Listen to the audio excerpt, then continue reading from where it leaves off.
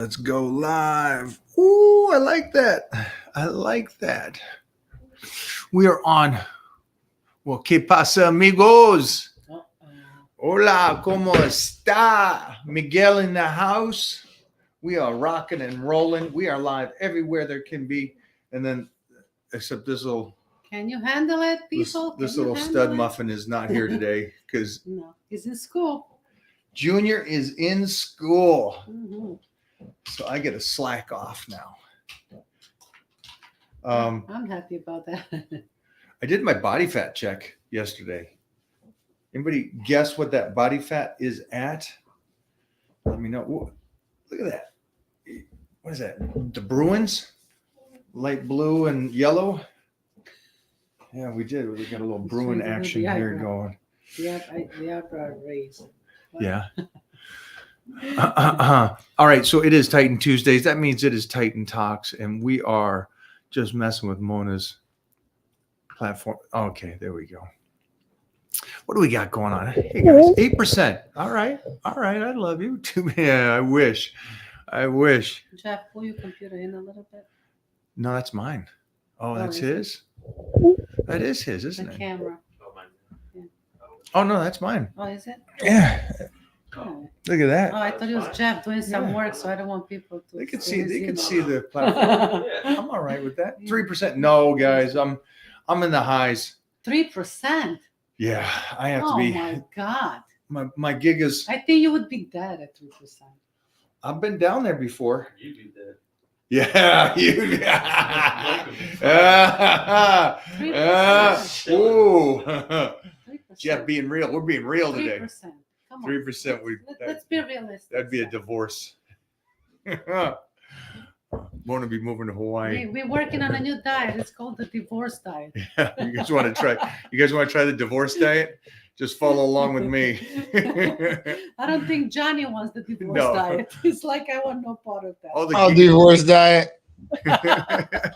He's like, hell. You want no piece of that? No piece. No. Oh my gosh. I'll definitely stay away from that as much as possible. Johnny, you look pretty goddamn good, man. Look at you. Thanks. Yeah, looks amazing. I've been working on myself here. I've been working on myself. You look more, I would say, fuller, more tighter. You know. Wait a minute, are you saying fuller or are you saying fatter? Fuller. Okay, Fuller. I'm just asking. It's fuller, Titan Tuesday. tighter. We're being honest here. I'm just Yeah. just kidding. And if he was fat, guess what? Yeah, absolutely tell you. I appreciate that. I can always pull up the shirt, and as long as I got abs there, I always got to check it just to make sure they're still there every time. I'm like, all right, they're still there. I'm good. That's the one thing. You're show ready every weekend. Gotta be and you ready. pop the top every weekend. Listen, if I had the access that John has at all these amazing peptides, come on. I mean, if he was fat It's not even and he just was the running the peptides. It's the company, events he goes to. yeah, the man's like, it's no. he's got It no ain't off gonna season. happen. You talk about no off season, Johnny. That truly is you. Yeah. Oh yeah, for sure. Wait. Plus, it's gotta fit inside his convertible Yeah, car. you got to fit in those cars. You get to. Yeah. I mean, Johnny at 260, 70, no go. No. I don't think I mean, obviously, I've never been that big. I've been 230 has been my biggest in weight. That was in the beginning when I started Titan. It was like bigger was better. And obviously through the years, priorities have changed, and I've come to realize and learn that bigger is not always better. It's all about quality over quantity. And for me, like, it doesn't mean like I like the bigger look. I mean, that's what it is. The more muscle you pack on, the better. I mean, obviously, in a lot of different ways, if you can do it healthy and keep it on healthy, so I'm all about that. And I want to look my best for Olympia, so I'm getting ready for that. I mean, honestly, like, getting the hernia surgery, it's 6 to 8 weeks when you're down, maybe a little longer, but you really got to come back from that. And it's just, this is my second one that I've had to do. And I've had to, I've had injuries in the past where I've had to, go completely down. Like when I broke my clavicle, my collarbone, no upper chest workouts, no arms, no nothing for like, I don't know, 4 months. And you lose so much weight and you get so, beat down by it. And it's a mental screw too, as well, especially if you're in great shape and you have to let yourself, all you can do at that point, if you can't train, is you got to be able to do something, and that's eat right. And if you can eat right, You can maintain a little bit or not get overweight possibly, but a lot of people, they get upset, they get depressed. Some emotion triggers them possibly to eat, and they eat a lot more. They're not doing the activity, so they're not burning the calories. I mean, so that's another thing. But building the muscle back on, it's a lot harder to build muscle than to lose fat, but I don't know, man. It's crazy. So coming back from those times, man, I'm like, man, there's nothing that's gonna stop me right now. Even with the total shoulder replacement that I need, I'm still benching. These guys come up to me like, it's crazy. It's awesome though. I'm like, you know what? I'm gonna be ready. I'm ready for Olympia. Mike's not going to show me up there for sure. And I love the fact that we have like little goals for us to get in better shape, like the Olympia, for example. Like I love that. So it has to be something. It's like either a photo shoot, the Olympia. It has to be a show. It has to be something, an appearance, a movie. When it comes to Mike, just to kind of to keep you're falling off a little bit, or at least you got to let your body come off a little bit, because you can't be shredded all year long. But then when you find the goal, it's such a good feeling, because now you have something to look forward to. So we all, we're going to be going to Dubai, obviously, in a few weeks. But the Olympia is also the goal, to stay in shape and come in and to be able to walk around all these other athletes. They're going to be on stage, not hide behind the curtain to be like, I'm fat. Right. That's where everybody comes. They all come to show out, right? Everybody's like getting ready because they all want to look their best, because they know everybody else is going to look their best out there. So they're all getting ready on wherever they can, Yeah, the fact that, we are on social media, and plus Mike has got, a lot of followers, and, it's nice to actually be in front of your fans face to face, and to say, you know what? Yeah, you look like yourself. Or you look even better and bigger than what I thought. Yes. Than to do all this fake stuff on Instagram, and then you show up, nobody knows who you are. I've seen those. Geez, I'm just taking notes here, guys. I want to jump back for a second, because there was a note I didn't take down, and I want to just jump back over. Injuries and mindset was one of the things that you were talking about. Yep. And there was something else that you were talking about at the very beginning of this about. And I missed it. Building muscle and thank you. Thank you. And I didn't have my NAD today, but I will take it. And I did. He had it, I didn't. So Okay, so it's harder than losing fat. If we can, just for a second, to stay on this point, because I've worked with and been around the most elite athletes in all sports. Mm-hmm. And what finishes them is not the injury, but it is the mindset about the security of the injury. Mm-hmm. And I've talked about this with a lot of these guys. And some of the guys that do come back are mostly wrestlers. Wrestlers do come back, but like football players and stuff, they don't trust the knees anymore. They don't trust it anymore, even though, and I've had big talks with Heath Evans about this, that it is that, and what separates, these kids that are just freaks, genetics, to get into the pros is the mindset. And like Heath Evans even says, I'm not the most genetic, I'm not this, and this, but he played 10 years, which is 4 times the average of an NFL player. First of all, just getting there as a fullback, which only half the teams have a fullback position, and to play that sport, but it's the mindset. And you said it too, Johnny. You said when you hurt yourself, operation, it was your mindset that kept you relatively doing the best you can in that situation. Can you go a little further on that aspect? Because I think sure. For me, like, mindset's everything. Mind over matter. Your brain controls everything in your body, right? So if you can start really realizing this and utilizing it, you can really control everything that's happening. And to that point, like, when you go down for an injury, you're like, the first thing you're like, oh man, you're throwing out your routine. If your routine is training every day, and now you can't go train every day, so that gets you down and gets you out of your routine. So what are you doing to change that routine to make it, somewhat, more active? If you can be active, if you're on bed resting, that's one thing. But if you can be more active in one way or the other, then that's good. And that might not be physical stimulation. That could be mental stimulation too, as well. We really forget about those things. We always talk about lifting weights and stuff like that, but a strong mind is a strong body too, as well. So if you can't do it physically, like, with your body, then you do it mentally and keep yourself strong. That's how people that do it and they go in the hole in prison, if they have to really, they stay mentally strong, right? Or they break down and, or You know, I mean, people that are isolated and get cabin fever and all these different things. So mind is everything. You know, I think just before you keep going, what he just said is harsh. It is 100% true. Because when I've talked to inmates, they've said they have my body. They don't have my soul. They don't have that. And the mindset keeps them right. And they come out and they are not destroyed from what happened. You know, the other example that I give in that really gave me motivation was POWs in World War II and what they had to go through when they were captured. Can't fathom. And all the brutality that comes along with it, right?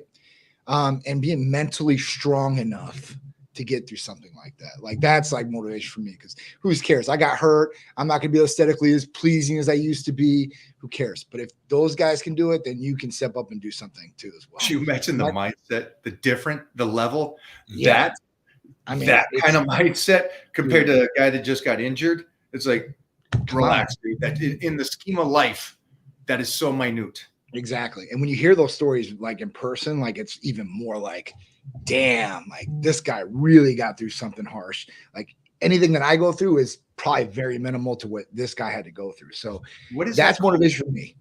First person problems. Is that what that's called? The mindset? First world problems. It's my view of what I'm dealing with is bigger than anything in the world. Is that's the mindset that they have? Yeah, I mean, basically, you know, at that point, I mean, first world problems are somebody like, hey, oh, yeah, you know, I didn't get the right color Mercedes, or this guy didn't put my car the right way. That's a first world problem. You know, at that point, like, you know, somebody that's going through like problems and stuff like that, like get through it. I mean, I don't even know what you call that. I mean, personal perseverance, I guess, right. At that point, you know. But yeah, I mean, that's where it is. It's got to be, you got to be mentally strong, and you can teach yourself to be mentally strong if you're not mentally strong, but it takes your action to do it. And at that point, I think coming up with a plan and not just, you know, a lot of people, they focus on the problem and they don't focus on the resolution. I tell Sharice when she comes to me or any of the employees, come to me and they complain about something. I said, great, we can complain about something all day long, but what's the resolution? What can we come up with to really fix these things or to make a better plan? And that's where that comes back to eating properly at that point. Like if you're doing these right things when you're injured, you know, you heal yourself back, you go through your rehab or whatever it may be, and then you get back to get strong. And then you got to trust yourself to go out there and do what you do. So, I mean, that's what it is. You know, there's plenty of people that have came back from injuries and there's plenty of people that haven't. Right. So it really does come down to, you know, physicality and then mental strength and mental toughness. Some people are at the point where, you know what, I'm not doing this no more. And just they throw it aside. Like I'm injured, I'm done. Like this is it. I'm not going to ever come back from this. And that's the mentality they have. You have some people that have the mentality, I don't care what is going to happen. I'm going to come back. And you have paraplegics that have said this and walked. So, I mean, there's people out there that have done amazing things just because the mental strength that they have. And it's not about physical strength. There's plenty of people like, you know, that are in wheelchairs that have mental strength that outweigh somebody that's physically strong, can do a lot much more things. So I believe it plays a role back and forth, but I believe, you know, mental toughness is everything. And that's not just in the gym or getting your body back. That's in business. That's in life. That's in everything you do. So if you're mentally tough, and I know you guys are mentally tough. So at that point, like, she is. She is. Like I'm learning from her. Yeah, she's mentally tough. So I mean, and if you go through, that's another thing. Experience, it can make you mentally tough and physically tough. You know, like her experience in Romania, that makes somebody mentally tough, right? They have to do it. They go through these experiences. It makes them the person who they are. So it's super cool. And you can always make yourself into whatever you want to be. So if you don't think that you're mentally tough now, start doing some different things that make you mentally tough, right? Put yourself through some challenges. I think that's the thing. People don't challenge themselves enough for you know what? People tell themselves, I can't do it. And then you can't do it. You tell yourself you can't do it, you're not going to do it. You're just not going to do it. It takes for somebody else to tell you you can do this, or you see somebody do it first and you're like, oh, he did it, I can do it then for sure. So, you know, it's grasping that, being mentally tough and being a leader too. I mean, I guess it goes right along with it hand in hand, but that's where I come into play. I think I've talked enough about this. No, it's a perfect good lead in to some of the peptides that are still available right now if Yes. somebody does get injured. So I Yeah. want you to hit on that here before Sure. we go into and just set you up on this next question. Sure. I want to go into Sure. it after you talk about peptides, about injuries. Sure. Let's go Sure. into the understanding. You said this, and this is great because this is an old school for everybody here.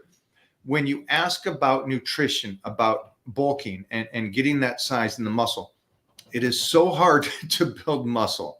Mhm. And that's why there's a percentage, a ratio of I will gain 4 pounds of fat to that 1 pound of muscle in the off season, because fat is easy to get rid of. Right. Muscle is hard. And so you need to be in the surplus as you're moving through this stage. Mhm. But that goes again, when you're injured, you may put on a little bit of calories to help your body heal. Yeah. Right. And again, Johnny said it. It's like, it's okay. Try to build some muscle. Make sure to take in the calories and heal up. So, Johnny, real quick, before we get into that, peptides that are going to help some of these people that are dealing Sure. with the shoulder pains and stuff. Sure. If surgery is not an option right now. Sure. And obviously, listen, surgery should be your last option on the table, right? This is something that, listen, I'm all for surgeries. I've had surgeries, plenty of times. So if you need it, you need it. But if you can do something to avoid it, do it. And at this point, peptides, they're still around. BPC 157, TB 500. There's also a substitute for BPC 157 if it does go away, when it does. At that point, these are healing peptides. And for me, they've been a game changer. For so many different patients that we've had at Titan, have been a game changer. And I'll just give you, for me, an example. I have a shoulder that's, gone pretty much, right? Need a total shoulder replacement. I'm bone on bone, and I'm still able to bench 275 pounds, good 12, 14 times, no problem, tearing up from others, right? And then at my 4 set, I was doing it with Peter last night. I was super impressed with him. The way he trained yesterday, 2 days, first day of school, like he cranked it out with me and doing back and chest. And, and doing that, like, a 4 set, like, 225 and doing it for 20 times. I'm like, all right, cool. I'm still rocking and rolling, at that time. So, but these things have been a game changer for me. They're going to be a game changer to get inflammation out of the body and to help repair those areas that are damaged or you have, outies in. So if you have acute pain, chronic pain or injuries, these are the therapies that are going to help you the best out of anything that's out there. Bringing blood to the areas that need to be healed, taking the inflammation down in the body. I mean, that's one thing that I get right off the bat. When I inject myself in the morning, the inflammation goes away on my shoulder. I get more movement and mobility, which is awesome. It can work on joints, tendons, ligaments, muscles, so soft tissues. When we talk about TB 500, those connective tissues that Mike always talks about, you really want to take care of those things and be preventative too. So you don't have to wait till someone gets hurt to say, oh, I need to take these. You can be more preventative with these peptides too as well and utilize them. So maybe you don't have any problems in the future and you're giving yourself a little bit more extra in those areas that, may need a little more TLC than others. Joint areas for sure, ligaments and tendons and stuff like that, man, for sure.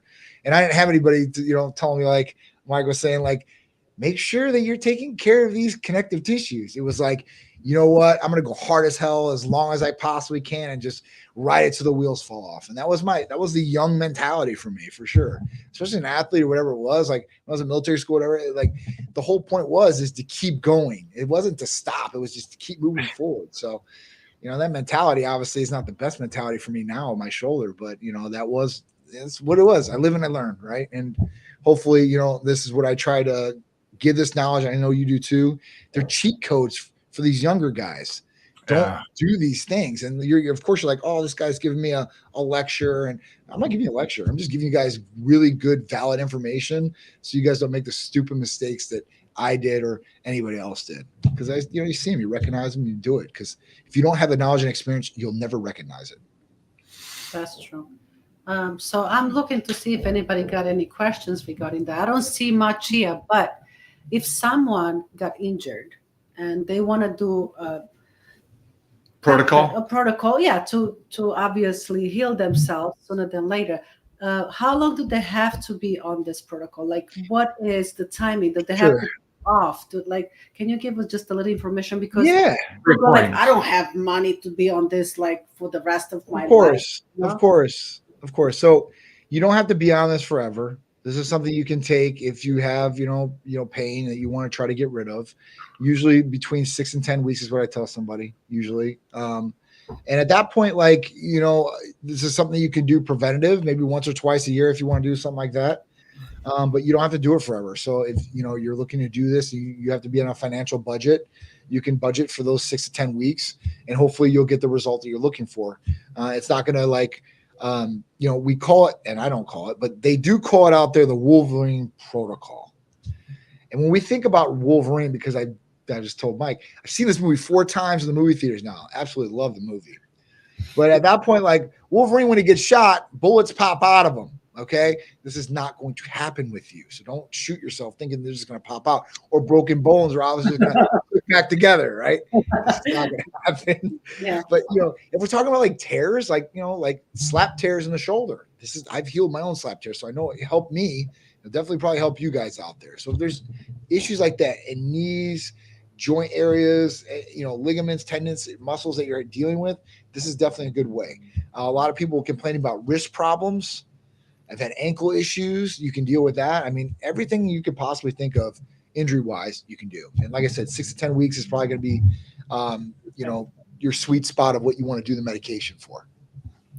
Just FYI, going off of last shows, we had a guest on, Jeremy Davis was on last week, who's dealing with a bicep, I guess a tendonitis, I guess you would say. Yep. Then he got a shipment in, and he's been on it for like 3 days. And he had some biceps this morning and messaged and goes, dude, is it supposed to work that quick? Oh, wow. This is great. Now, again, this is one person. It's one thing. And he's still a young cat at 40. And so it works for him. And hopefully that will, for others as well. Is it guaranteed to work in 3 days? Well, let's hope. But again, 6 to 8 weeks. Yeah. Remember, 6 to 8 weeks is what I'd say. I've had people that have tore their hamstrings. I mean, completely purple in the back end, heal within 10 to 12 weeks. And that was awesome. Like, this doctor was like, how the hell did you heal so quickly? And he told him. The doctor actually called up about some of his other patients. So I've had like pretty much every kind of injury you possibly can think of, whether it was a bicep tear completely. Drew did that. We healed him pretty quick. The hamstring tears, road rash. So even if it's topical per se, if you had road rash from a motorcycle accident, we use it topically and we inject it on the patient. They heal faster than what they were supposed to too as well. So there's a lot of cool things that it can be utilized for. And if you have these issues, golf elbow, tennis elbow, so here or here, and this is debilitating for some people. So I know when I've had tennis elbow or golf elbow in the past, even putting my arm like in my Escalade, like on the center console, would hurt. And I'm like, ow. Or if you try to do a pull down, like a tricep or whatever it was, you're like, oh man, this really hurts. So you can't do it. And it's debilitating. You're like, damn, like I can't pick things up. You go to shake somebody's hand, whatever it is. But these things can be healed pretty quickly with BPC and TB500. So a lot of people usually have those as common injuries, and that's because they move their wrists when they're training. So BPC and TB500 are a couple of those things. And I think BPC 157, TB500. Yep. I have one more question. Real quick, Sure. For everybody taking notes, make sure to write those things down, guys, so you understand. And then also there's some other peptides that I guess help in a roundabout way. Like if you raise your IGF level, that will also help recover some of those ligaments and stuff as well. And Johnny's talked about that. So make sure to check out some of the past episodes on that. So not only is there direct to it, but there's some other peptides that, because they're helping you over here on one thing, there's still a second benefit to it. So there's there's a lot of options. So don't give up. Main thing here is injuries make you feel like you're done. And it's the worst thing in the world. It's the sick man who wants one thing where the healthy man wants 100. And at that point, you're the sick man, and all you want to do is be injury-free and lifting again. So I fully understand this. Me too. Make the phone call, though, and try this out before, like Johnny said. Surgery's last thing. Try the peptides out. Try that out for 6 to 8 weeks. Let us know what you think and how it's working. And talk to your specialist at Titan Medical about these things. Sorry, Mo. Just to clarify though, for the BPC and the 500 TB 500. Yep. do you need or do you not need to do blood work to get this? So no blood work is needed for any of the peptides like that. The only time you ever need blood work is for hormone replacement therapy or IGF-1 or vitamin D, because that can be toxic. I just want to clarify for everybody, you are able to just make a phone call and order your peptides. Yep. You fill out the new patient paperwork. You're going to see Yep. the medical provider. And if you're not here in Tampa, no problem. It's a video recorded visit. So you'll see them. They see you. You hear them. They hear you. You'll talk about what your goals are. They're going to go over all your medical history, your family health history, see where you're at activity wise, drink your water, all these good things. And they come up with a regimen that whatever your goal is trying to accomplish. So if that's, listen, you're trying to build lean muscle, you're trying to heal, you're trying to grow your hair, you want better, action in the bedroom or to be able to give it, all these different things we cover. If you want to balance your hormones, feel better, look better, perform better, Titan Medical Center has you covered on all these different things. There you go. There we go. Okay, so if you don't mind, we've got a great crowd today. Hey, hello everybody that's here. We see a lot of the Giga Chat guys on here. I love the it. Gigas. Hey, can we talk about bulking up off season? I'm okay with that word bulking. I understand it just means a surplus and you're a little bit bigger. Right.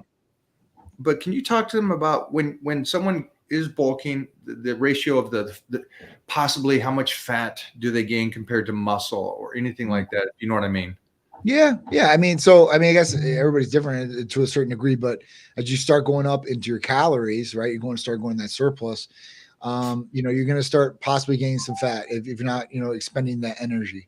So, weight wise, I guess it really depends on what your diet is too, right? When you're bulking, some guys, they say they're bulking, they go to McDonald's 3 times a day and they're taking 5,000, 6,000 calories like that. You see some other guys who are taking weight gainer and, they're trying to eat clean and try to get 3,000 to 4,000 calories in. That's more like me of some of that stature without going. Yes. But how much weight are you going to really gain? And I guess over time, and 12 weeks would be a good starting point to start look. I would say depending on what your diet is, all that, maybe 10 pounds, maybe. But of fat, I really wouldn't know unless we did a body composition to be totally accurate. 5 to 10 pounds, though. I guess. What do you think on this? I think that, and I agree with some of a lot of the old school guys that talked about this, from Lee Haney to some great ones, Barry DeMay, or even Mike Mentzer talking about this, or even earlier than that, Bill Pearl or Steve Reeves talking to me about off season. And the ratio should try to be around 1 pound of muscle to 4 pounds of fat. Oh, I got you. Off season. Sorry, I misunderstood the question. Of course, I didn't explain it well. That was my bad. That was my bad. But so, like, if you're going to gain 16 pounds of fat for a big 220-pound guy, right, that seems like a lot, but you're gaining 4 pounds of additional weight in muscle. Mm-hmm. And muscle is hard. And I remember as a youngster, I was always told, hey, really good year of training off season, you're great if you got 5 pounds of extra muscle. And I was so bummed, though. I was 5. I know. Oh my gosh, 5 pounds, that sucks. I'm going to do all this work for 5 pounds of muscle. Yep. Guys, you compound that 5 pounds of muscle. Yes. In 4 years, you got 20 pounds of muscle. In 8 years, you got 40. It really sounds terrible at first, especially to a 12, 13-year-old kid. Of course. Wanted to be 200 pounds right then. But in time, that weight really, if done correctly, you get to retain it. You get to keep it for a lifetime. I keep saying this. Look at Johnny. In my terms, Johnny's very young, but I think to society, and I get these messages all the time, most people are done at 35. 35. Oh, I can't get that physique. Johnny's walking around at 40. Mo's closing in on 50 looking like this. You got the youngsters, Jeff over here looking like Larry Scott with 20-inch arms. Yeah. But just barely hit 30 now. It adds up. So be patient. And I know that the weight of the fat is not appealing to you, but at the same time, are you healing the body? Is the blood markers good? Are you healthy? Are you still active? Right. That's going to kind of give you a guideline of, okay, I've put enough weight on. Let me retain this weight by staying here for a bit. And then you can slowly start slicing that weight up and retain that couple pounds of muscle. Yeah. And here's some other things that will help you retain that muscle. Johnny, take us into the person that is 35. Sure. That has the low T and Sure. then starts the HRT. Yep. What is that going to do to his body and how he retains that muscle? So it's going to be a totally different ball game. The lights are going to turn on inside the body. Everything is going to start working like it should. If you're 35 years old and you have low testosterone, your body is going through some shocking processes and it cannot do what it really wants to do. And this could mess up a whole bunch of different things too, like your metabolism, sugar levels, cardiovascular, and all these other things. So getting a nice, healthy testosterone level is really, really important. And to be able to keep it. And what does this do for muscle building? Because that was a question you asked. So when we do this, we're going to retain more muscle when we have this testosterone in our body.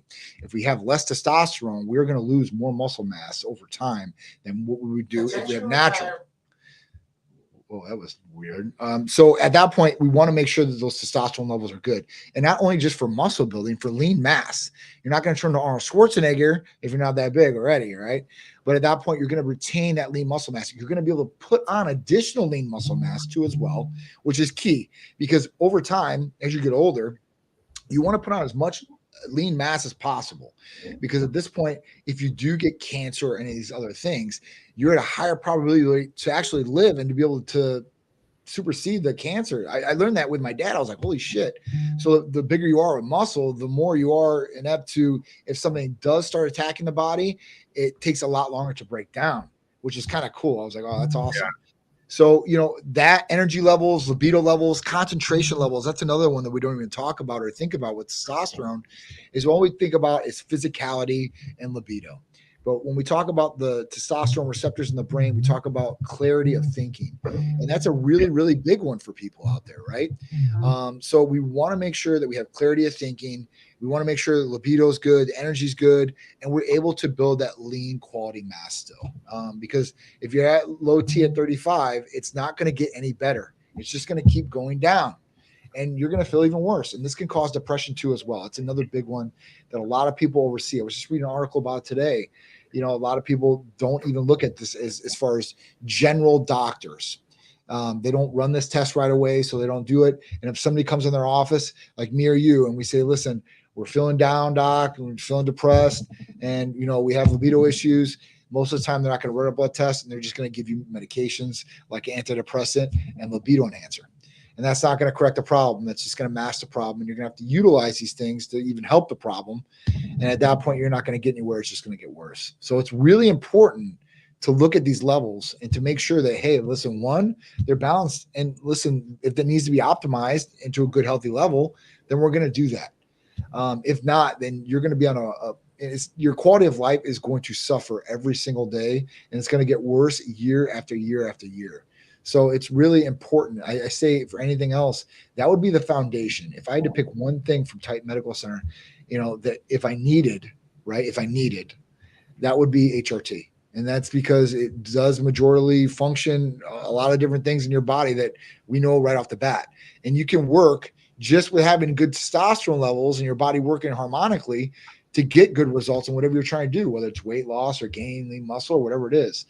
You don't need the extras per se, but the extras will help and expedite different things and different causes if you want to do that too. So if you really want to expedite weight loss, hey, listen, we can throw something in there. We can expedite weight loss. If you really want to gain a little bit more lean muscle, I think we can add some different things on here to hopefully help you get there.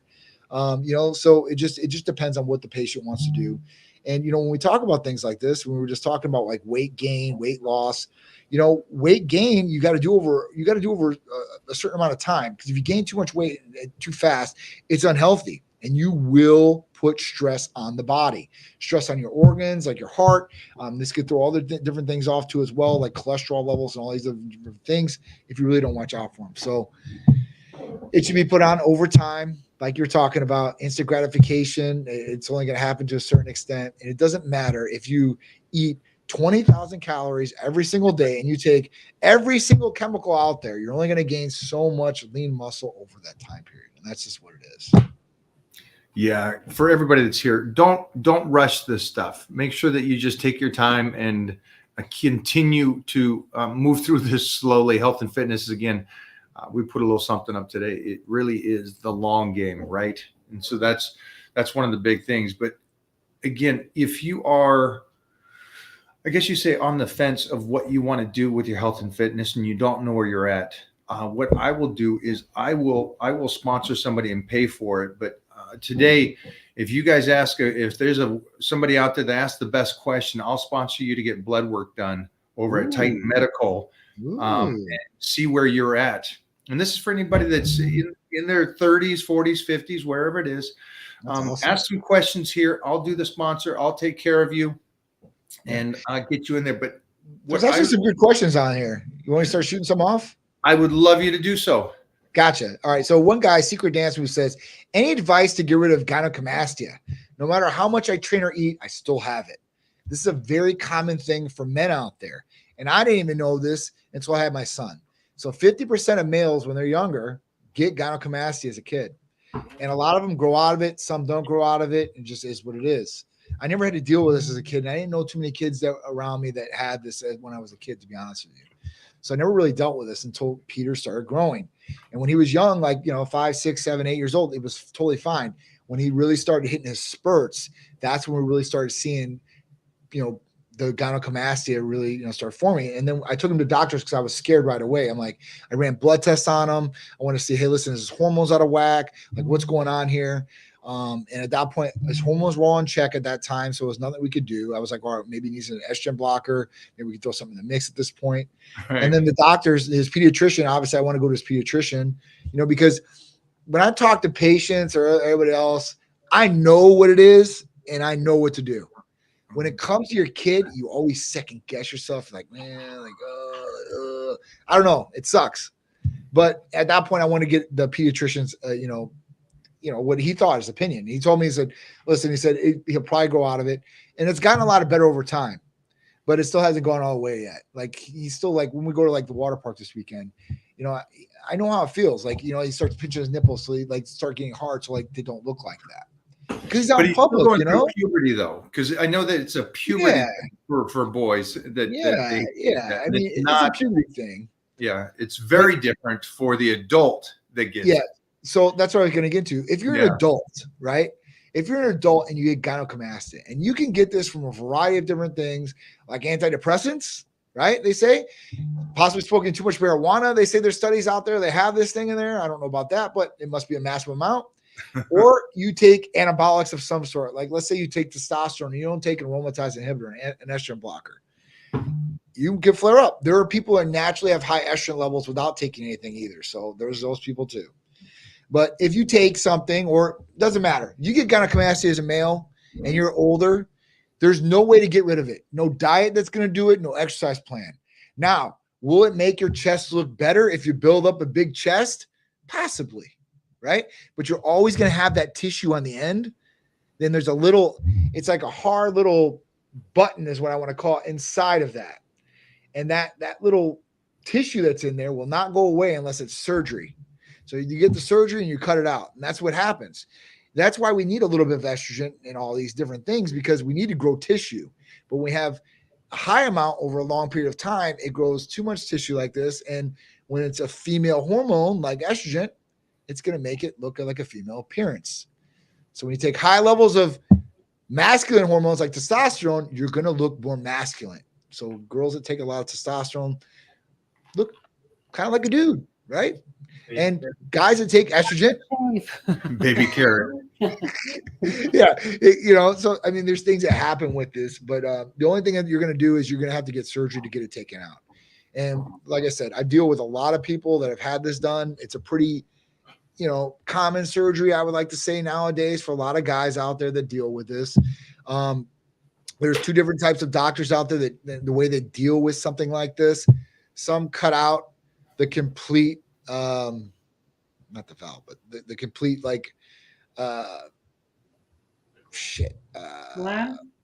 gland. Thank you. Yes, gland. So they can completely cut it out, or they cut it down very minute. Now, if you get it out completely cut out, you better go to somebody that knows what they're doing, because I have seen nipples invert because of this. So you don't want that, right? He's got more information than he expected. Wow. Wow. Smooth. Yeah, you invert. So, and then if you don't get it all cut out and you do anabolics later on down the road, it's not going to be a guarantee, but there is a possibility that it could come back again like this. So you want to just make sure you find a good surgeon that knows what they're doing. They've done a plenty amount of these gynecomastia surgeries, and there's a lot. There's some really good doctors I know out of New York. I know there's a ton here in Florida, because I don't know how many patients come into me and just talk to me about it. Because there's a lot of guys that go to the gym, they go to the dude in the gym, they buy the stuff from the dude in the gym, or they have boys that hook them up. They don't do things correctly. They have this problem that happens, and they deal with it for a long time, and they come in and they say, all right, John, like, what can I do to get rid of this? That's one of the most common questions that I get. How do I get rid of gynecomastia? And I'm like, damn, well, there's that many people out here that have gynecomastia, but at that point, I always tell them, like, listen, you're gonna have to get surgery done. This is what you're gonna have to do.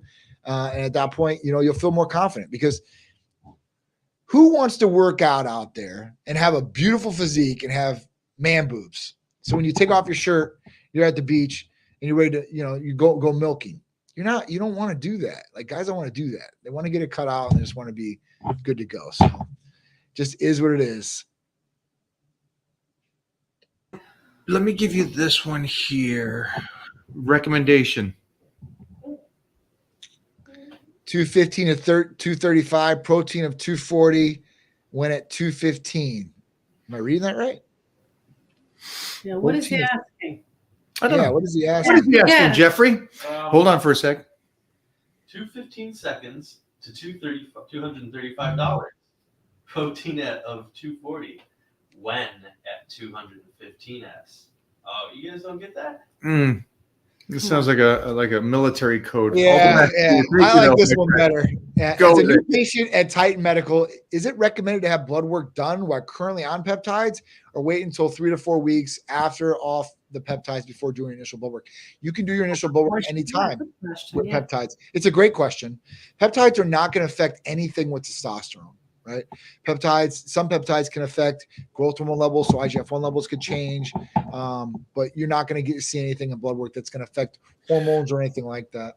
So would you want to know, I know you went to a hormone in that sense, but don't you want to know what the peptides are doing to your IGF? Don't you want to know what the peptides, if you're taking like glutathione, what they're doing to your liver and kidneys, where the levels are there? Those are kind of beneficial to be doing it and seeing what the result is. Yeah, absolutely. Right? I always say, listen, you should get a baseline and see exactly where you're at. And then you have something to go back to and reference back to, even if it's IGF-1 level. So if you're saying, listen, I'm going to start taking testosterone. All right, cool. We can run an IGF-1 test on you, just the IGF-1 test if you really just only want to run that test. But I would recommend running all the tests, because who cares? Even if you're not on peptides or anything like that, we want to make sure your liver's good. Right? Yeah. We want to make sure your prostate's good as a guy. Hey, is cholesterol where it needs to be? Because your nutrition might need to change. Yeah. Right? I mean, there's different things that you want to look at in the blood. It might not even be correlating to peptides, just to make sure you're healthy and on the right track there. But with peptides, like you said, if you are taking some of these things, like let's say you have a fatty liver, right? Your liver functions are 100 and 100, ALT, AST. And we're like, hey, listen, you're going to go on glutathione. We already have the blood test. Now we're going to do a follow-up in 30 days of your blood test to show you, hey, listen, it's came down. And this is really what you want to see. You really want to see improvement on labs, and you want a trend. You want to see the trends. So you want to do some labs. You don't want to I don't need blood work for peptides. Who cares? I'm not going to do it. Like, well, no, you're cutting yourself short, because you really want to see that data on what's going on inside your body, even if it's not correlating with peptides. Because PPC 157, TB 500, if we took that, there's not going to be anything that's going to change in a blood test, right? But if there's something wrong on that blood test that we didn't even see or you don't even know about, then how can we make an educated decision about whether we want to fix it, optimize it? Maybe there's something like on your PSA and it's a 10 and it's only supposed to be a 3 or 4, right? Like now we've caught early stages of prostate cancer possibly, or an infection of prostate. Add something to You want to this. add something to this? Yeah, I want to add something to this, because Mark is asking the right question. Yes. So we don't know what peptides he's on, right? Right. From what I understand, when you get your peptides, you really get them because you get them, but you also talk to a professional from Titan Right. Medical. Right. Now, if you are on biotin for your hair, Mhm. I was told that that might be something that you might want to be off before you do a blood work. So Because I'm of not a sure. thyroid. Yeah, because of I've certain heard. things. I've heard But that here- both ways. Yeah, but here's the good thing. Because he's talking to a professional from medical, if he's taking certain peptides like biotin, let's say, Yep. for example, and he's got a thyroid problem, she's going to tell him, hey, before you come in for your next blood work, you could do all these peptides, but make sure for like 3 to 5 days you're off biotin. I'm just giving an example. You know, I've ran the Pepsi challenge on that, guys. I Doesn't haven't. nothing. No, Because you know what biotin is? Biotin is a B I vitamin. don't. I It's just know B7. Yeah. That's all biotin is. So when you take a B complex through your Centrum or whatever it is, you're getting biotin in there. So I mean, biotin is pretty much everything that you take if it's a supplement over the counter to a certain extent. Now, high bioavailability of biotin, like an injectable, that's what I wanted to run. Because I'm like, who cares about these little minute pills that probably don't absorb anything in your body? But injection wise, you're going to get absorbency through there. So the one person I looked at was Sharice right at the bat, you know, because obviously when COVID hit and she lost like 50% of her hair, I was like, all right, well, we need to get you on a protocol. We're really going to get you up. So I was making her inject like 2 times a day on the biotin, and I ran blood tests on her, and I ran blood tests on other people too as well, just to see, hey, listen, is this true? Because they do say this, and this is a great point, Mona. Like, you know, for testing, they say, listen, this could skew the result, change the result of what it says on a blood test. So, you know, what I would say is that if you are on biotin per se, and you went and did your blood test and you didn't know about, you know, taking the time off, and you see your thyroid messed up, then I would say, you know what, we should redo this test, and then let's take you off the biotin and let's see if there's a change in this. Right. Okay. And then we can say, all right, there's been a change in this. It was definitely the biotin that did this. Or if you were off the biotin for that amount of time and your thyroid still like this, we have a thyroid problem, right? And we have to start looking at the thyroid then and start fixing that. So, you know, that's kind of how we look at it. If you have problems, you start taking things away and see what's going to resolve that problem. And if nothing resolves that problem, you have to really take a look at it then. But usually if you start taking things away, you'll find whatever the issue is, and then you can just plan around that. Okay, let's jump over to another one here. I think this is interesting because this is kind of what we're doing right now. Sure.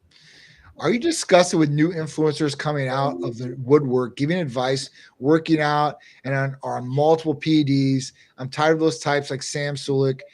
This guy, Sam, talks so much crap about working out, and the only reason he's where he is today is because of PEDs. I've been following you for some years and glad you came out with the Titan Group.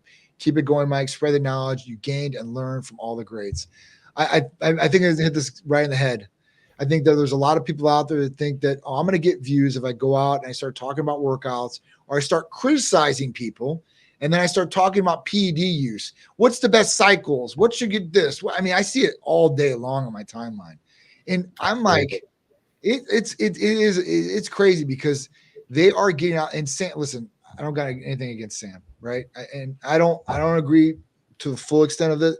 I agree that, listen, he takes a lot of PEDs. He's honest about taking a lot of PEDs, but he does train, guys. He might not have the best nutritional plan that I see, eating the Krispy Kreme donuts and what he does. I might not agree with it, but that's what he wants to do. Do I think he should put out a better message for his followers because they're a lot younger people? Absolutely. You know, saying, hey, listen, I'm doing this, but I probably wouldn't recommend all you guys not doing this.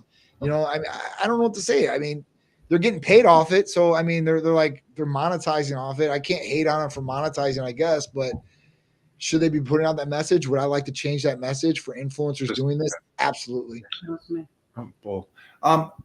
Yeah, I won't say anything about Sam. You know, he's a phenomenon.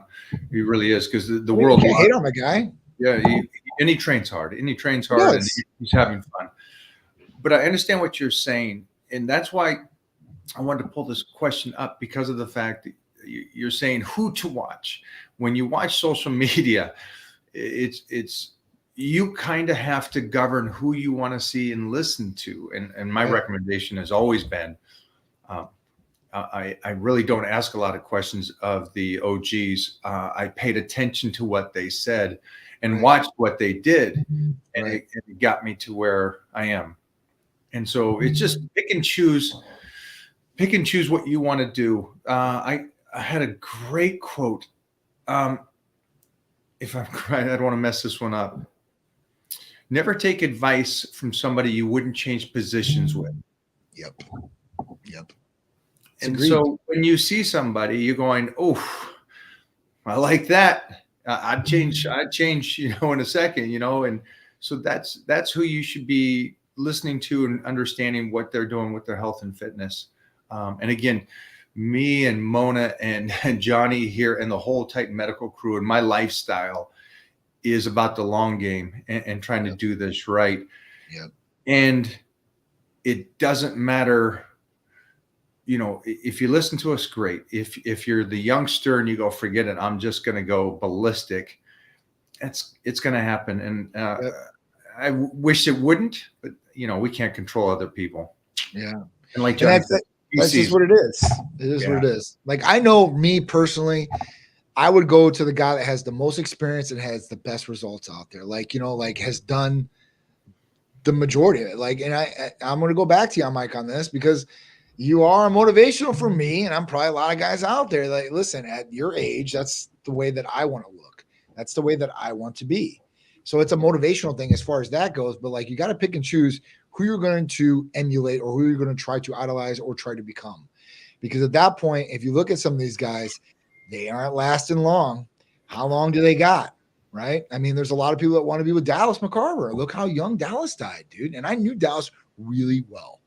So it was a shame. It was a travesty to lose people like Dallas, but it happens all the time because some of these guys, they don't know when to stop or they think that they can just do it. Boston was another good friend of mine, and Boston liked the extreme, being extreme, and he liked doing all these different things, and he had a great following.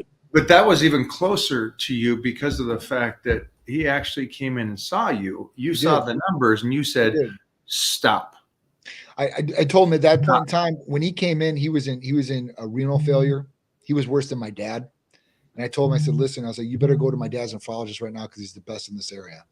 I was like, don't mess around anymore, Boston, because he thought that there was this peptide out there that would rejuvenate kidneys. So he was going to start taking this in extreme. I was like, dude, this is just not the way to go. And, obviously Boston's not with us no more, but I told him right then and there, he was in renal failure. He didn't, he was shocked. He's like, there's no way. He's like, I'm too young for this. And I told him, I said, listen, I said, these are what the numbers show. I was like, you're going to need dialysis immediately. So I sent him over there and he was like, that's the best thing you ever did for me, John. Thank you so much. You just said something. And I don't think people realize this. I don't think people realize that medication or even HRT or all this stuff works different for different people. Yep. And that's why the blood work is so important, because of the fact there are people out there that can take a proper dosage and their lives tenfold and just exceed. And then there's people out there that take something and it might be toxic to their body. So you got to do the blood work. You got to understand that everybody's different. Yep. Your receptors are different. How it works with you is different. And man, we have a huge crowd today, and I appreciate you guys all coming out today. Yeah, man. So let's keep this going for a little longer here. Yeah. Pick and choose who you listen to. Sure. They got a guy who says, I have trouble getting good shoulder workouts at home. I have trouble making the mind shoulder connection. I know we talked about this last time. So mind to muscle connection is so important, guys. I cannot stress this enough.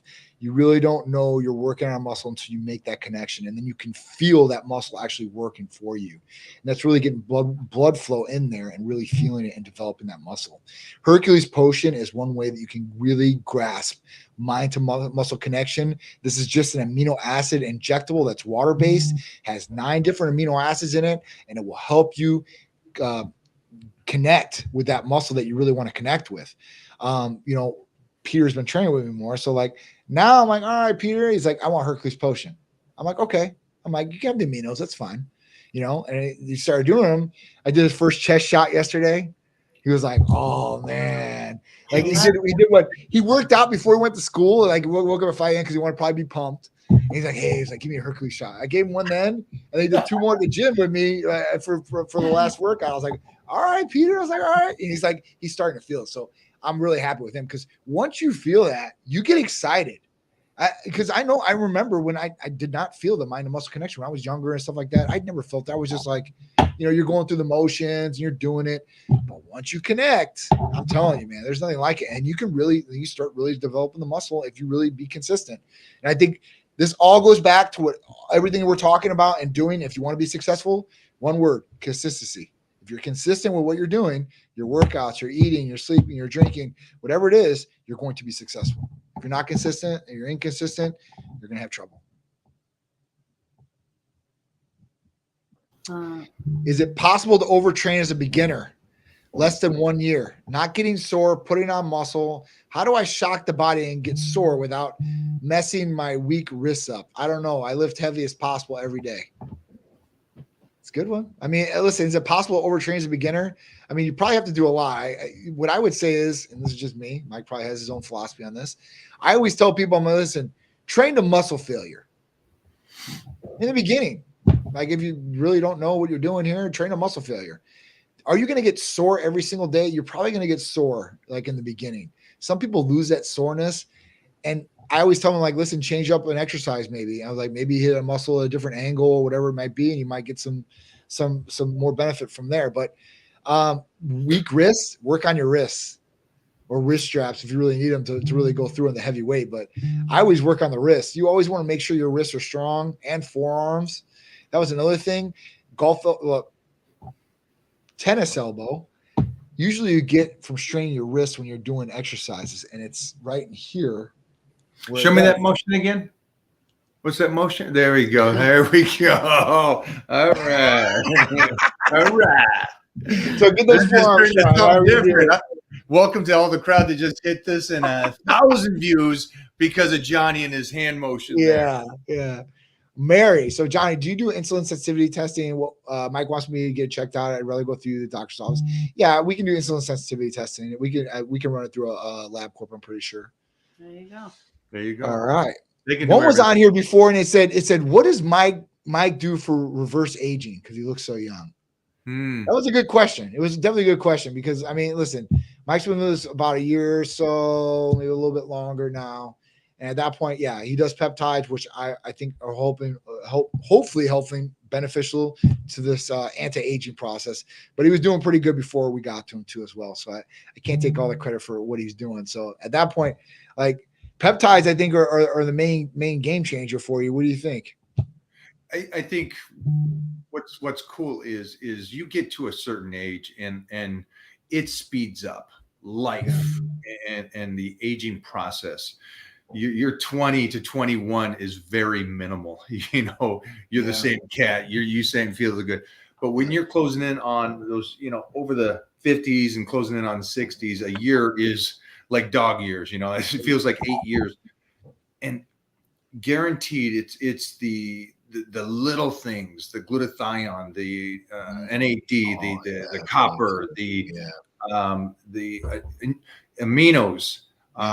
Just the recovery on that has kept me at such a frozen state, I guess you could say. I love Stan Efferdin's point of view because Stan and me have these two pictures of me at 14, 15, him the same way. And then we have, 40 years later. Yeah. And there's very little change from me. And then there's Stan Efferdin, who went from this skinny wrestler, and it's beautiful. It's just a pencil neck to a monster superhero. Right. And his point was, Mike knows absolutely nothing about health and fitness. He hasn't changed in 40 years. And if you know Stan, if you know Stan and the understanding of that, I think that's brilliant. I love that. I love the fact that I've been able to slow it down as much as I have, and especially in these later years, from 20 to 30, there's not much change for anybody. But looking at a going through puberty at 14, 15 years old and a guy closing in on 60, this is where I really noticed those little details that Titan Medical has been able, and I've used Titan Medical. Trust me, guys. You know, everything that they have over there, I do the research on, and I try to get some, and even the things that you would think, well, haven't you done L-carnitine before? No, I'm going to do injectable L-carnitine. Because well, you're doing amino acids, yeah, but I'm going to do injectable amino acids. I'm doing anything and everything, so that's the greatest thing about it. And so, thanks for the question. It has helped me, and it continues to help me tremendously. Definitely. This guy, what should test level be at age 30? So this is a good question, right? Everybody asking the question, what should my test level be at this age? Well, it doesn't matter if you're 18 to 99 years old. A normal testosterone range can be between 264 and 916. What should your level be at 30? So at 30, I would say a good level would be around 700-800. If you're at, I mean, and this should be where it should be at. It should be at least 700-800. Is that the highest? No, but at that point, you're 30 years old. When you're in your 20s, it should have probably been about 900 to 1,000, right? Like I just looked at a blood test from one of my buddies, and his kid's going off playing D1 baseball, and he had the blood work done and stuff like that. So I looked at it for him. Kid had a 955 total testosterone, hitting it out of the park. It was high for his age, right? Which is good, natural. His free was 11.5. So that's probably why he isn't getting the work out of it. So, you know, obviously I can't recommend any drugs that we do or anything like that, but I'm going to tell him, hey, listen, we need to look at maybe free testosterone, maybe what can bring it up. And, you know, one that I don't let Peter do, and I told you to stop and stuff like that, because cortisol levels would be ashwagandha. And that's one thing that I could see that maybe free testosterone coming up with, you know, through labs, but cortisol levels going down. So I don't know. It's messed up. But at that point, you know, you want to be at 700-800 at 30 years old. Younger, you should be higher.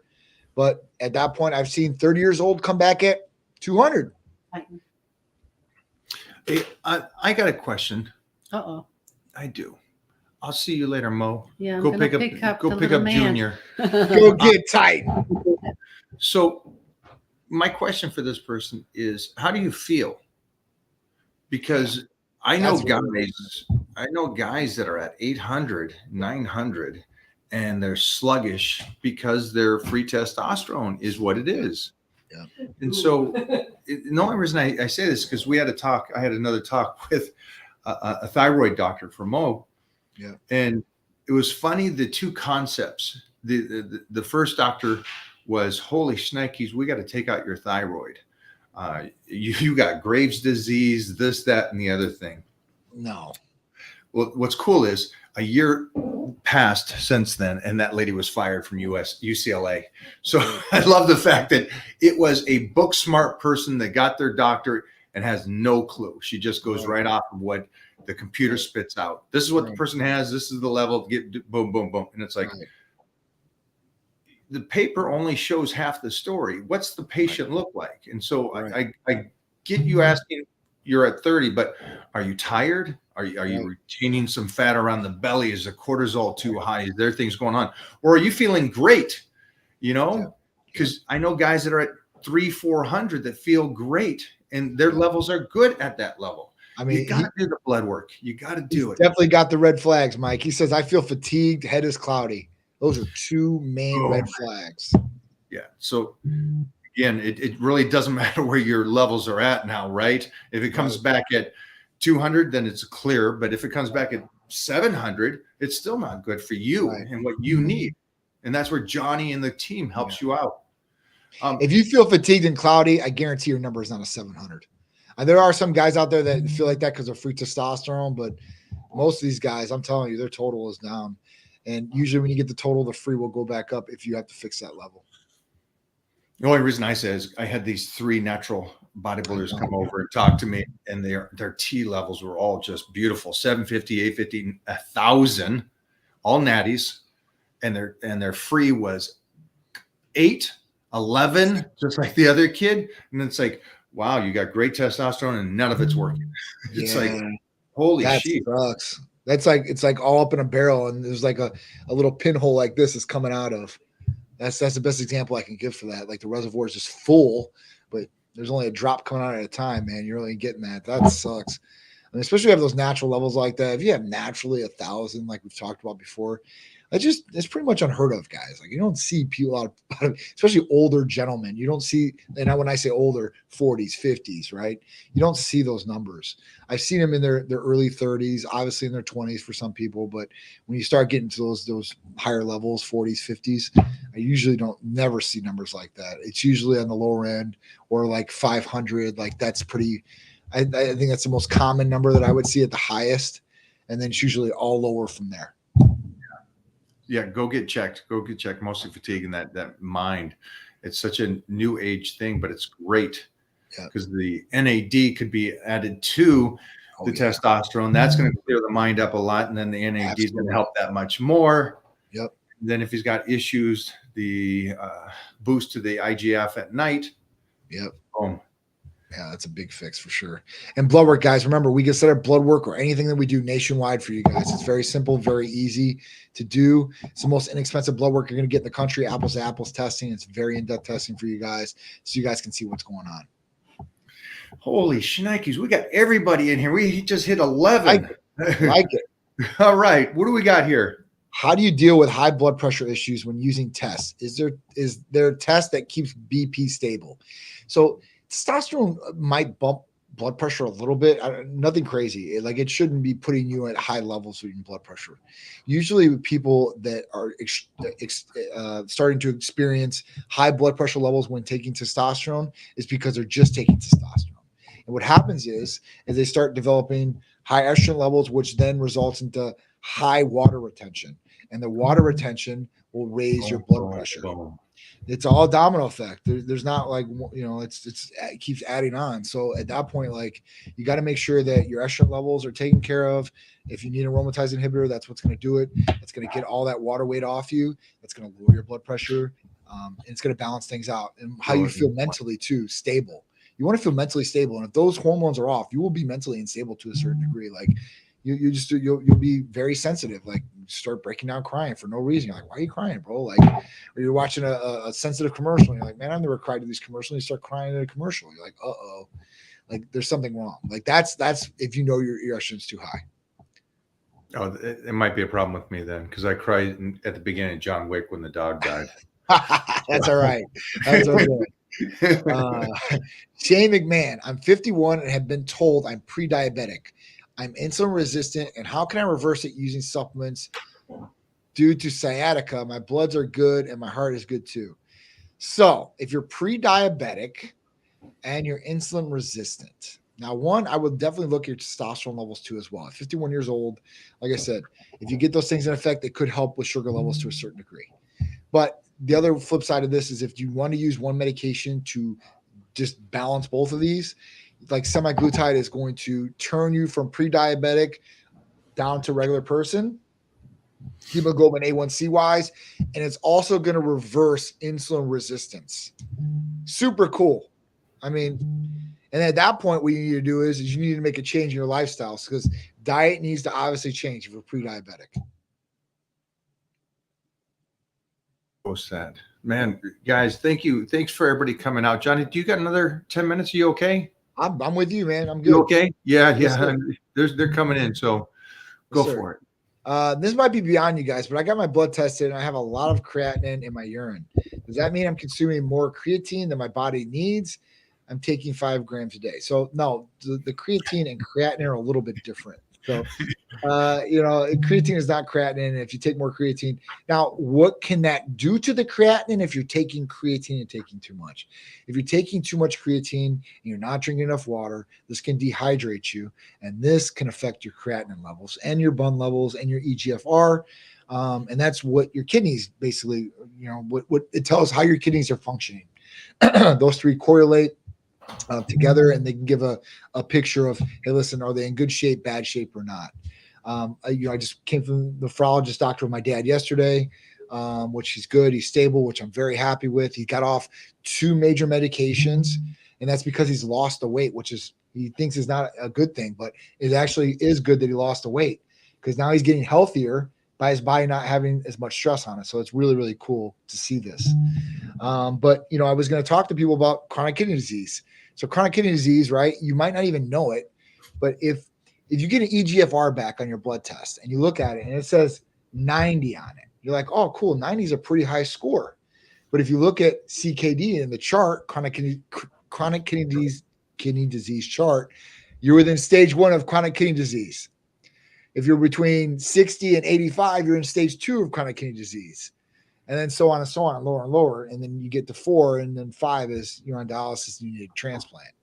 So a lot of people don't even know they might be in stage 1 or stage 2. So it's something really you should really look at. And if possible, make sure you're hydrated. Before any blood test that you do, there's a couple things you should do before these blood tests, depending on which blood test you're getting. But before any blood test, you should hydrate really, really good. And this could definitely change some of the results that you might get. Because if you go into a blood test and you're dehydrated, like really, really dehydrated, it could throw off a lot of different things like electrolytes on your blood testing, and it could throw off your kidney functions too as well. So these are things that you need to look at.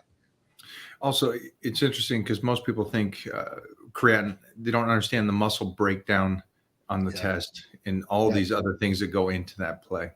Thank you for asking. But Johnny knows this stuff. So there's not a question you guys could probably ask that he doesn't know. And if he doesn't know, he'll have it down by next Tuesday. So I'll definitely let you know. I'll research it and find all the answers for you. David Will said, what is the relationship between 925 nanograms per milliliter total T and free T at 10.6? All natural, never taken any PDs. I don't know that relationship of how that works together. So this is just what Mike talked about and what we were talking about. Your total testosterone is at 925. This is really, really good. No matter what your age is, 925 is a good score. It's a lot higher than anybody's going to be out there. Now, when we talk about free testosterone, so it's at a 10.6, which is not too good. And I don't know what lab you went to. There's different reference ranges, but 10.6 is usually low on all the labs, unless it's like a custom doctor that has his own reference ranges. But at that point, like, you got to look at it. All right, cool. Your total is balling, but your free is not. And when we talk about it, we talk about your reservoir that holds all your total testosterone. And then we talk about, that pump that's pumping your free testosterone. And that's what your body's utilizing. And you're not getting any of it hardly into your body from the reservoir. So that's the correlation, and that's kind of how they work together. So you want it to be full, and then you want it to be free. So at that point, like, opened up, wide mouth drinks type deal. Like, if you drink from a regular water bottle and it's like this big of an opening, or you get like a Gatorade that has a big opening, you get a lot more liquid in you. That's kind of like the example I would say. Like, you want that big lid, but how do you get it? It's tough to get when you have a total that high without wrecking the total. Just being honest. Like, there's things out there like Danazol that will work, and they will bust your free up to 25 or to 50, and at that point, but you could damage the total testosterone. It might not be as high. Now, me and Mike have had the conversation, right? Well, who cares? Because we have the free testosterone, you're utilizing more of your testosterone, and that could make you feel better. It could. I just don't want somebody. The only reason that I always say this to people is because we would put people on these treatments and they would feel better. But when they did the blood test, you know what they get hung up on? They get complaining. I had an 800. Now I'm a 625. Yeah. Do you feel better? I feel better, but I could feel better if it was an 825 where it was. And I'm like, well, so this is where me and Shree's like, hey, listen, we're not going to play this game. We'll be very transparent with people. And at that point, like, you do what they want to at that point, because I don't want you being upset with me and blaming me because your total testosterone went down 150 points, but we raised your free up 40 points and you feel a hell of a lot better and you're going to gain a lot more muscle and have a lot more energy. So, I basically tell them this. I said, I tell them, listen, we can try this effect. We can use a Danazol if you really want to do it. If we do it and your total testosterone starts cranking down, don't worry, because if you really want to, you can go on testosterone. If you don't want to go on testosterone, you're going to have to try clomiphene or something like that to bump it back up. So I always give them the different options on the table, and then they can pick what option they want to go with. Is that the only side effect? Is that the only side effect of possibly That's it. and then here's the reason why, if you guys were wondering why, I understand why John has to do this, because I understand people and their thought pattern of, oh man, if my T level is in 900, I'm King Kong. Right. I've been around the greatest, and this comes to power lifters. It's so amazing and it's on record. Some of these world champion goal setting power lifters, their range, their free testosterone is like you're talking about, in a great range. Everything is being used. Yep. But their testosterone levels are in the high 4s to high 5s. That's as high as they are. So you got these guys that are setting world records of strength beyond, these 900, these 1,000-pound squats, and their T levels are just at that level. Yep. But for them, that level is fine because of the free testosterone is working so well. And again, you can be pumping, and everybody knows this. You could be doing whatever you want. You could be the guy at Gold's Gym Venice taking whatever the biggest guy said to take. Right. And you're not getting body changing, except you're getting acne and these traps that go up to everywhere, but everything else looks terrible. You're losing your hair. Guys, there is, and that's what's great about Titan Medical, there's a way to do this and do it safe to where it enhances your life. And then there's a way to do this, and just like exercise, can deteriorate and mess you up. So don't be that guy. Get in there, meet with them. And then for this one, my recommendation is just the fact of get your free testosterone working. Yeah. That's the most important thing for you. Definitely. I can't tell how old you are or stuff, but your regular testosterone is great. But what's great about having a Ferrari in the front if it's out of gas? It's like, what's the point of having that? I got my McLaren. No, don't drive it. It has no wheels on it and no gas. Yeah, not going to get very far there for sure. Absolutely. Yeah. You should get blood work done with Titan Medical and get working on that. And then come back to us in 30 days and tell us how you feel. 100%, man. Oh, man. What do we say here? One guy said, I'm at 144 and 4.6 free. A smile with a cry. You need to get some help. Julian, we got you. Call or text 727-389-3220. Go for another one, Jeffrey. Hey, Big Mike, or hey, Mike, big fan. I'm 16 years old and in 13% body fat. I'm benching 265, but I want to bench 315 and also stay lean. Do you think bulking up is the best option to achieve my goal? First off, at 60 years old, I wish I was benching 265.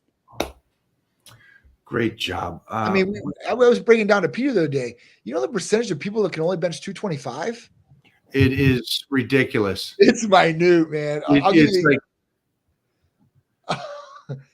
So at my first powerlifting meet at 14, I got a 275 bench. This kid's impressive. How heavy are you? And 13% body fat is not bad. I hope you're 16, so you're still going through puberty.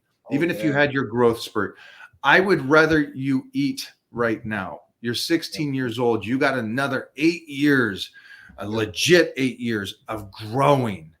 Do not, and this is one of the biggest things that people do not understand.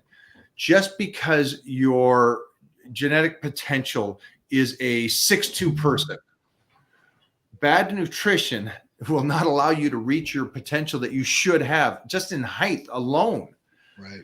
So nutrition is huge, huge. And I don't like anybody at this age cutting weight or slicing and dice. If you're going to do it for 3 months and slice and dice for a show, great. The rest of the 9 months or the year should be in a surplus of food and feed the body. You don't realize how well you guys are growing better than anybody at Gold's Gym Venice, doing whatever they want. You are growing better. You're growing up and out. Yep. And this age to me is what I wish you guys would go back and look at my old stuff of me going through 13, 14 through this age. I was blessed to be around people that slapped me upside the head if I missed a meal.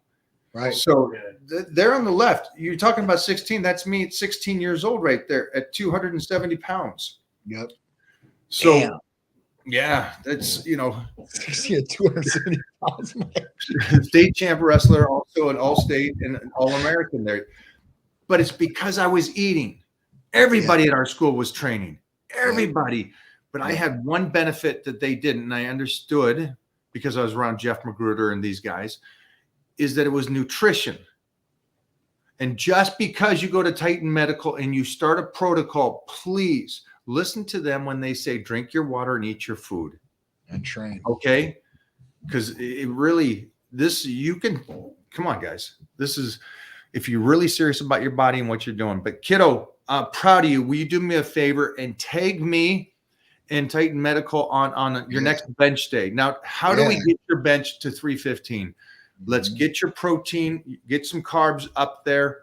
I don't know what your calories are at, but I would just bump it for right now. Keep focused. And then also, if you can, start my power bodybuilding plan. Yeah. And just follow those numbers. You'll put on 50 pounds on that bench.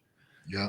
Congratulations too. And remember this, your bench is going to go up quicker than the regular 30-year-old because you're growing. So not only are you growing because you're eating and training, but you're also growing because your body's going through puberty. Yeah. You ain't got that man strength yet. Yeah. It's coming. You get a 315 at this age, kid. I'm proud of you, man. Yeah, Great man. job. At That's 16, huge. 16, thanks for being here and being smart. You want this. I can tell you want this. Yeah, that's awesome. Hey, Mike, any tips on optimizing sleep? My sleep has been very inconsistent. Yeah, that's my huge issue. And it's the Titan Serene, right? Am I saying that right? Yeah, the Serenity, yep. Titan Serenity is something I started on this last diet. And I've talked about this. My sleep is terrible, especially when I'm dieting. I fall asleep for 2 hours and I wake up. This changed everything for me. So touch base again. The number's down below. I'm thinking, Johnny, you okay? Yeah, no, I was looking at my sleep pattern. I want to see what it was last night. And we were talking about it. Yeah, me and Johnny were talking about this because I sent him my numbers on sleep because I got this watch thing. And my goal was to get my REMs to an hour and a half. Yep. So the more research I'm doing on this, that's what you need. That's what you need. And so I finally got it to that level, but it is understanding the second portion of sleep is more important than the first portion of sleep. Of course. And that's why they say get to bed at the same time and try to wake up roughly without the alarm. It all comes down to consistency. If you can set that routine and go to bed at the same time, and your body, you'll train yourself. If you train yourself to do it, it will happen. I've done it. So I know, like I've literally had the plan. I was like, all right, I'm going to go to sleep every day before 10 o'clock. And I did this a couple of years ago. And it was the best I ever felt. And I think it was the best I ever looked to a certain degree. And it was just, everything was working right. I've really been keeping track of my sleep, like every day, like I show you mine. Like my REM sleep last night was an hour and 49 minutes, which is pretty good. I'm trying to get there. I want to get that good sleep. So quality scores have been like 80s, I think, like all month so far. I think I had 179. So it's really cool. The technology these days, guys, the data is everything. It is everything. Grab that data because that data will tell you the information you want to know. And to know about your sleep patterns, whether it's a watch or I have a bed that tracks me, right? There's a lot of different things. I know Apple's coming out with, and there's Samsung already has one. They have the health rings. And these things are going to be able to collect all kinds of data on you, which is really, really cool. So I'm all about that. Like the more that we can collect, and that's why I do like Apple Watches because they can collect so much data on you and health monitor. So it's really cool. And then, you can plug and play in these different things too, as well, to get a chart to see, hey, listen, how healthy really am I? Yeah. Did we get this? We got we did. We got that? Yep. But Johnny's right. And everybody I got Wally talked me into this, Mr. World. And so are the exact, I don't care. I go off of this percentage most of the time. And so if you got calculation that you can kind of roughly see, this has helped. It's teaching me my REMs. Yep. Yeah, it's key. You really want to know this stuff. How do you know how and when to push yourself as a beginner, intermediate? What was the limit like for yourself the first 1 to 3 years of lifting, Michael Hearn? I don't know. I mean, how do you know to push yourself? You just do, I guess, right? I mean, Yeah. you don't want to hurt yourself. So, like, if you feel like the weight's coming down on you, I guess you might want to put the weight down. But at that point, like, I don't know. I mean, even for me, like, if I like, let's say I do a set and I want to go down, I'd go down half the weight on my fourth set and just pump it out even more and try to do as much as I possibly can. I think the more you do, the better, but you have to have intent with doing whatever you're doing. Because if you don't have intent, it's a waste of time. And that's something you said last week. Like, if you just go in there, you're just doing the motions. You're just doing wear and tear, and you really don't have the intent, and you're not really putting yourself where you need to be. So I think that that's the biggest thing. And pushing yourself is doing a couple more reps, doing a little bit longer. I mean, that's really pushing yourself. But I agree. you know, that's Johnny's right here, and it's you're new to it, so I would every once in a while test yourself and go ballistic. I call it get nasty. Get in there and go crazy. But most of the time, just go in there and be smart and intelligent. Train smart, connect to the muscle. It takes a long time. So I know you're asking in your 1 to 3 years, but my 1 to 3 years, I was a 9-year-old training around my 4 brothers and around the best powerlifters in the world. I went off. Would have put my head through the wall if they told me to. So I'm not the best to ask at that position, but I'll tell you this now. Over 40 years later, it's still going in and being intelligent. It really is being smart. Guys can watch my lifting. I move through it. It's precise. There's a reason why I move through the way I do to make sure I can continue to do this. But also it's what Johnny does is taken full circle, takes me back to the beginning of the show where we talked about setting your body up to be strong. And that's where the peptides come in. That's where the aminos come in. That's where if your testosterone levels are off, or your free testosterone is off, then you pull in the HRT. Set your body up to be strong. Food, training, and with optimizing through Titan Medical. Jeffrey, give me one more. Thanks again, everybody, for coming out today, man. This is the same guy that this is the first question he asked, but it was the kid. So this is low T, dude. This guy has low T. He's had fatigue. He's had cloudy thinking, and now he's very irritable. This is definitely an imbalance for sure. This is another thing that happens with guys, and I'm not saying he's doing this, but there are guys out there that they go to a general practitioner, whoever it is, and they just get on testosterone. They get on testosterone, they feel good for first 30 to 45 days, and then these other issues start happening: high blood pressure, weight gain, water retention, irritability, and sensitivity. So the irritability portion comes from an imbalance of hormones. Usually estrogen is really high or really low. And at that point, you become irritable like a girl. So when the girls go on their periods every month, you're like, oh, it's hormonal. And they like, shut up. That is true. That is a true statement. So at that point, those fluctuate, and that's why they act the way they do. And that's why they get bloating and all these other things that come along with it. Same thing happens to a guy. So if you're having these problems, Skinner, you definitely need to get a blood test, and you need to get help and get things balanced, and you'll be fine after that. Yeah, but you definitely are one of these people from the questions you've asked, Johnny. Get that blood work going, guys. Sure. Yeah, definitely get in there, man. Thanks for hanging today, John. We took you for a long ride, an hour and a half, but thank you, man. This is so beneficial. I love it, man. I love it. No, I'll spend all day with you guys, man. So it's all good to me. We'll talk to you in a little bit, brother. I'll talk to you later. Thanks Mike. Guys. Thanks, everybody.